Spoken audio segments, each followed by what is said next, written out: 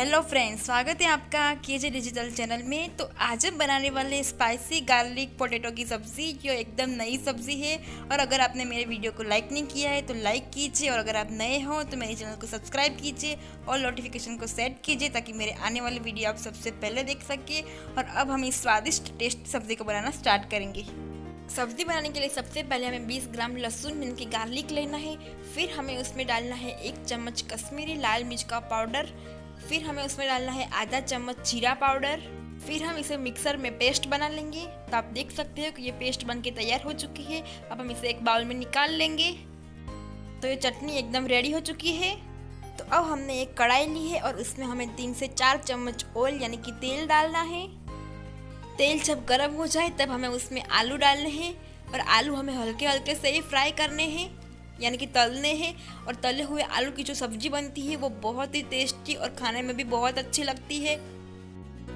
तो आप देख सकते हैं कि आलू के टुकड़े थे वो अच्छे से फ्राई हो चुके हैं। अब हम इसे एक प्लेट में निकाल देंगे। हमें इसे हल्का सा रेड कलर का होने देना है, ज़्यादा हमें उसे तलना नहीं है। आलू के टुकड़े तलने के बाद जो तेल बचा था उसमें ही हमें पहले जो चटनी बनाई थी वो हमें डालनी है, और तेल और चटनी को हमें अच्छे से मिक्स कर देना है। तो आप देख सकते हैं कि तेल और चटनी अच्छे से मिक्स हो चुकी है। अब हमें उसे 1 मिनट तक पकाते रहना है। तो अब 1 मिनट हो चुकी है और चटनी अच्छे से पक भी गई है।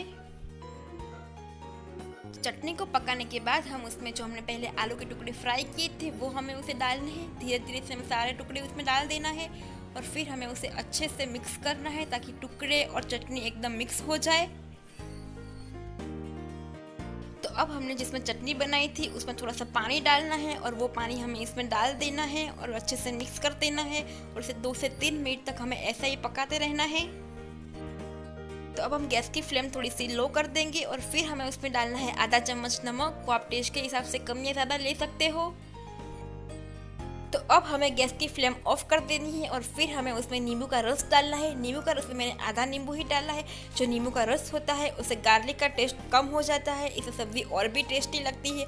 और नींबू का रस से सब्ज़ी में जो खटास आती है वो और भी अच्छी लगती है। फिर हमें उसमें धनिया डालनी है, धनिया यानी कि कोरिएंडर। ये मैंने बारीकी से कट कर ली थी। मैं तो कहती हूँ कि इसमें धनिया ज़्यादा डालनी चाहिए, उससे टेस्ट बहुत ही अच्छा आता है। और फिर हमें इसे अच्छे से मिक्स कर लेना है, यानी कि धनिया, नींबू का रस और आलू की सब्जी ये सब मिक्स हो जाए।